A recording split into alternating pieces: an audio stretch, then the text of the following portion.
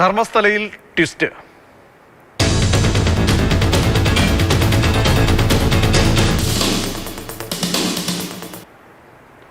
ധർമ്മസ്ഥല കേസിൽ മുൻ ശുചീകരണ തൊഴിലാളിയും സാക്ഷിയുമായ ചിന്നയെ പ്രത്യേക അന്വേഷണ സംഘത്തിന്റെ കസ്റ്റഡിയിൽ വിട്ടു. 10 ദിവസത്തേക്കാണ് കസ്റ്റഡിയിൽ വിട്ടത്. വിശദമായ അന്വേഷണം വേണമെന്ന SIT വാദം അംഗീകരിച്ചുകൊണ്ടാണ് കോടതിയുടെ തീരുമാനം വരുന്നത്.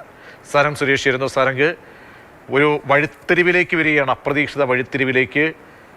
SIT വിശദമായ ചോദ്യം ചെയ്യലിന് ശേഷമാണോ നടപടിയിലേക്ക് നീങ്ങുന്നതും? മാത്രമല്ല, പരാതിക്കാരി സുജാത ഭട്ടിൻ്റെ അടക്കം മലക്കം മറിച്ചുള്ള പുതിയ പ്രതികരണങ്ങൾ, ഇതൊക്കെ നോക്കുമ്പോൾ എന്താണിപ്പോൾ SITയുടെ അടുത്ത നീക്കം സംബന്ധിച്ചും കോടതിയുടെ നടപടി ഇപ്പോൾ എന്തുകൊണ്ടാണ് വരുന്നത്? SITയുടെ വാദം പൂർണ്ണമായും അംഗീകരിച്ചുകൊണ്ടാണ് തീരുമാനം വരുന്നത്. പ്രജീഷ്, വാദി തന്നെ പ്രതിയാവുന്നു എന്ന് പറയുന്ന ആ ഒരു വാക്യത്തെ കൃത്യമായി അന്വർത്ഥമാക്കുന്ന രീതിയിലുള്ള കാഴ്ചകളാണ് ഇപ്പോൾ ഏറ്റവും ഒടുവിൽ ധർമ്മസ്ഥലയിൽ നിന്നും കാണാൻ സാധിക്കുന്നത്.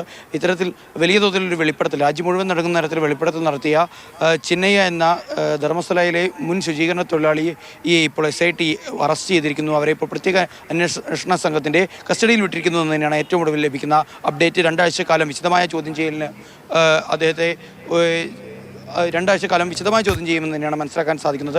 2 ദിവസമായി ഇദ്ദേഹം പോലീസ് കസ്റ്റഡിയിലായിരുന്നു. ബെൽത്തങ്ങടിയിലെ SIT ഓഫീസിൽ വെച്ച് നടന്ന മണിക്കൂറുകളോളം നീണ്ടുനിന്ന ചോദ്യം ചെയ്യലിനൊടുവിലാണ് ഇത്തരത്തിൽ താൻ പറഞ്ഞത് വ്യാജമാണ്, തൻ്റെ മൊഴി വ്യാജമാണെന്നുള്ള ഒരു വെളിപ്പെടുത്തൽ ഇദ്ദേഹത്തിൻ്റെ ഭാഗത്തു നിന്നുണ്ടായത്.